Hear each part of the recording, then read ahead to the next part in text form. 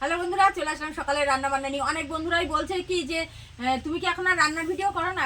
রান্নার ভিডিও সত্যি সত্যিই করা হয় না, কেননা ছেলে বাড়িতে থাকে না বলে আর করা হয় না। আর আমি সকালবেলা এতটাই তাড়াহুড়োর ভিতর থাকি যে সেই জন্য আমার রান্নার ভিডিওটা করাই হয় না।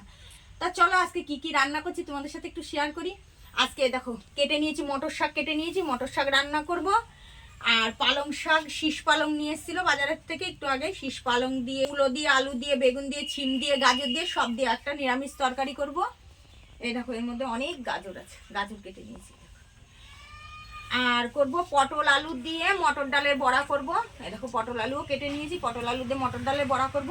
আর এই মটর শাকে এই দেখো বেগুন কেটে নিয়েছি, এই বেগুনটা মটর শাকে দেবো। আর লঙ্কাও কেটে নিয়েছি সমস্ত সবজিতে দেওয়ার জন্য। এই দেখো লঙ্কা কেটে নিয়েছি। আর কাটছি কি বলো তো, এইটা হচ্ছে, তোমরা অনেকেই চেনো, এই দেখো এটা হচ্ছে কামরাঙা। আমার একটা স্টুডেন্টদের গাছে হয়েছে কামরাঙা, তা আমাকে আগে একদিন দিয়ে গেছিলো। তা আজকে আমি সেদিন বলছি কি তাহলে আমাকে কটা দিও তো, আবার চাটনি করব। তাই জন্য সে কামরাঙা দিয়ে গেছে, এই কামরাঙার আজকে চাটনি করব।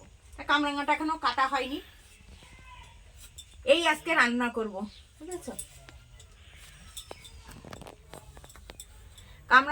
কামরাঙার চাটনি ভালোই লাগে বেশ, আমার কাছে তো ভালো লাগে। এরকম চাক চাক করে কাটলে বেশ ভালো লাগে, দেখতেও স্টার স্টার মতো দেখা যায়, দেখতেও যেমন সুন্দর লাগে তেমন খেতেও আরো চাটনিটাও সুন্দর, ভালো লাগে, খেতে আরো সুন্দর লাগে।